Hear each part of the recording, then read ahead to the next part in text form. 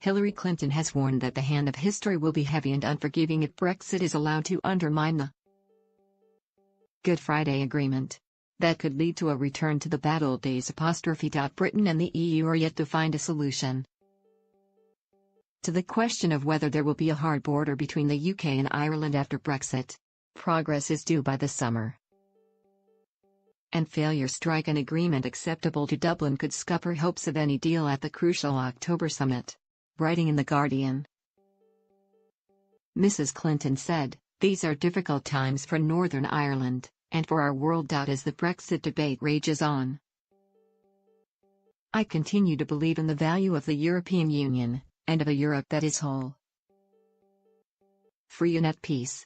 But no matter the outcome of these discussions, we cannot allow Brexit to undermine the peace that people voted, fought and even died for." She also adapted a phrase from a speech by Tony Blair from 1998, stressing, "If short-term interests take precedent over solving the long-term challenges that still exist in Northern Ireland, then it is clear that the hand of history will be both heavy and unforgiving."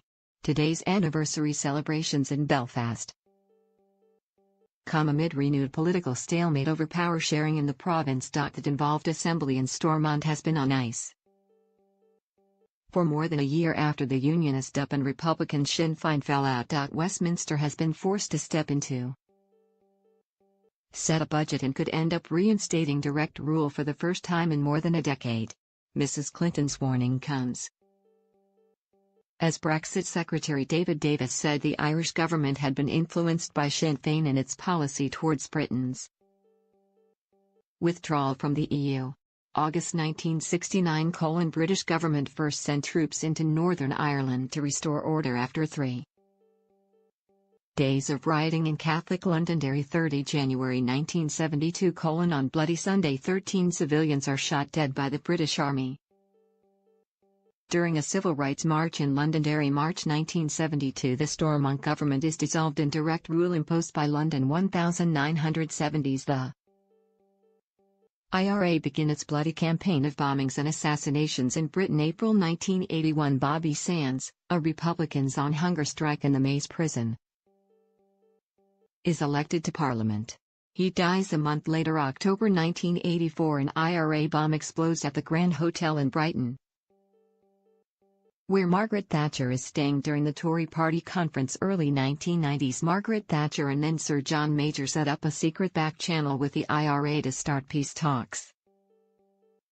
The communications was so secret most ministers did not know about it. April 1998 Tony Blair helps to broker the Good Friday Agreement, which is hailed as the end of the Troubles. It establishes the Northern Ireland Assembly with David Trimble as its first minister. 2000s With some exceptions the peace process holds and Republican and Loyalist paramilitaries decommission their weapons. May 2011 The Queen and Prince Philip make a state visit to Ireland, the first since the 1911 tour by George V. In a hugely symbolic moment, the Queen is pictured shaking hands with Martin McGuinness, a former IRA leader. He said the border impasse had become harder to resolve since Leo Varadkar became Prime Minister in June last year. Speaking to a conference in London yesterday, he said, "We had a change of government, south of the border, and with quite a strong influence from Sinn Féin. And that had an impact in terms of the approach." He also admitted he not foreseen Ireland's hard stance on Brexit, adding, "The simple truth is that on both sides of the border the politics changed with the change of Taoiseach and with the disappearance of the Northern Ireland executive. That's quite important. It slowed the process down slightly. Britain agreed to a backstop solution in the draft divorce deal that would keep rules in Northern Ireland and Ireland aligned after Brexit if no deal is struck.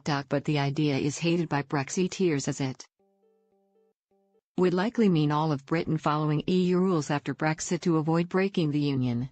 The Irish government rejects the charge. It has hardened its position since the referendum result was announced in 2016. A spokesman told it The Times From the outset, the Irish government has been clear that the UK's decision to leave the EU presents significant challenges to the Good Friday Agreement as the foundation of the Northern Ireland peace process. In other developments, 5 former Labour Northern Ireland secretaries also wrote to the paper to warn that a hard border could threaten the very existence of the agreement. Among them are Lord Mandelson, Lord Hayne and Lord Reid of Cardowan.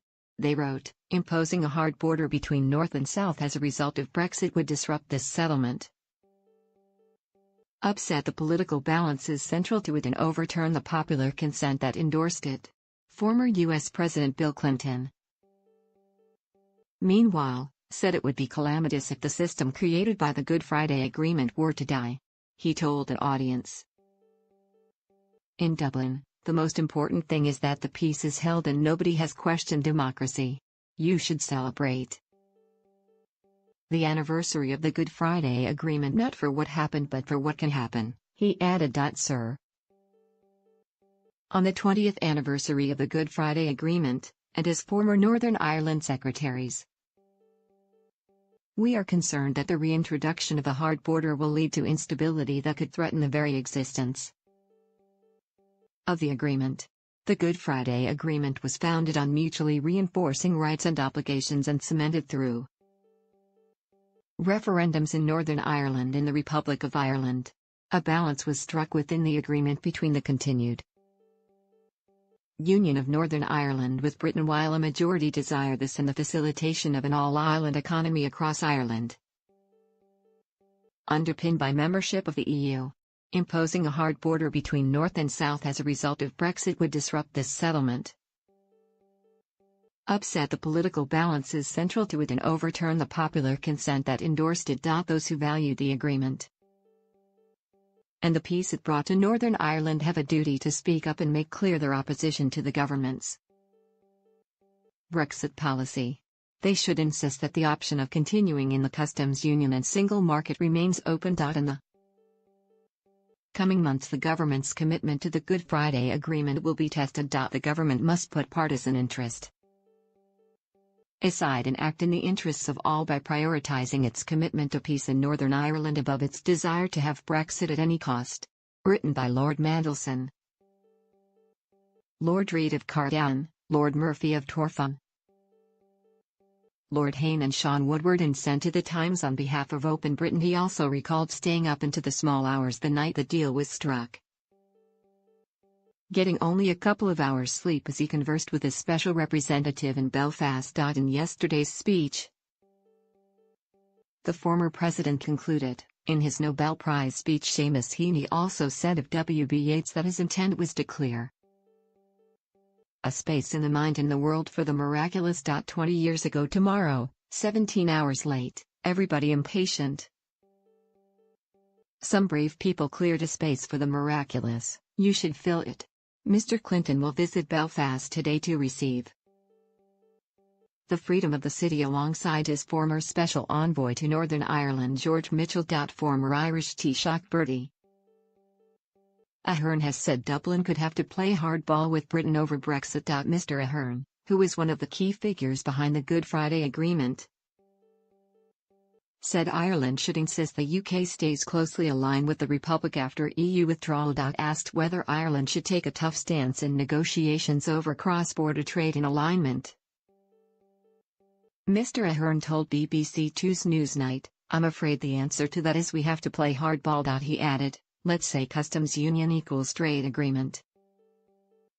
If that trade agreement is fairly close with what's presently there, I think, forget about Ireland for a minute, I think that would be good for the UK's economy." Mr. Ahern, who said Brexit is a disaster for Ireland, insisted any return to a physical border would not be acceptable. There never will be a border.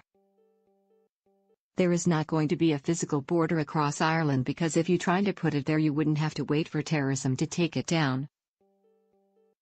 People would just physically pull it down, the ordinary people. Earlier this week, Mr. Blair made his own warning about the impact of Brexit undermining the Good Friday Agreement. He told the BBC, "If what it does is provide significant disruption to that idea at the heart of the Good Friday Agreement, that of the recognition of nationalist aspirations.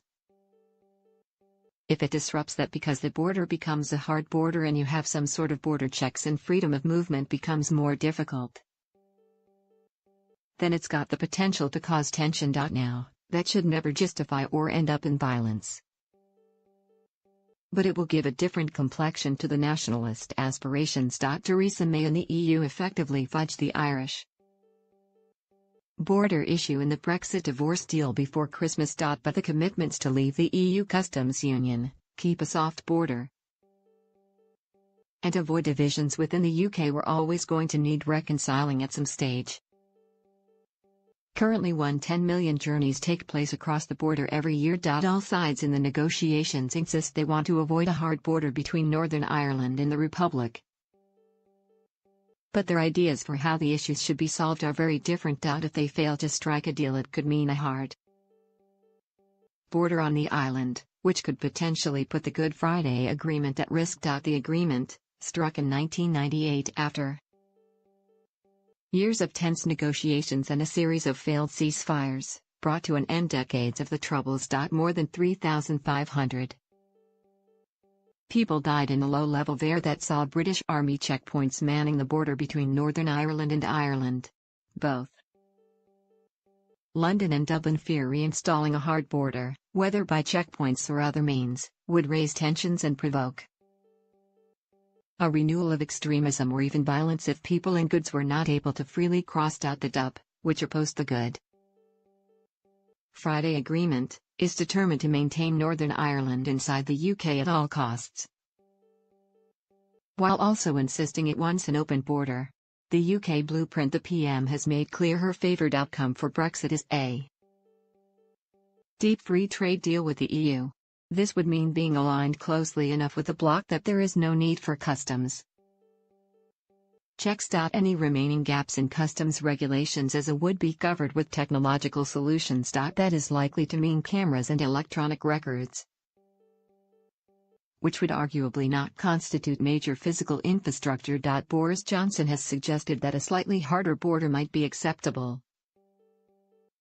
as long as it was invisible and did not inhibit flow of people and goods. However, Brussels has dismissed those ideas as Narnia, insisting no one has shown how they can work with the UK outside an EU customs union. The EU blueprint. The divorce deal set out a fallback option under which the UK would maintain full alignment with enough rules of the customs union and single market to prevent a hard border and protect the Good Friday Agreement. The inclusion of this clause, at the demand of Ireland, almost wrecked the deal until Mrs May added a commitment that there would also be full alignment between Northern Ireland and the rest of the UK.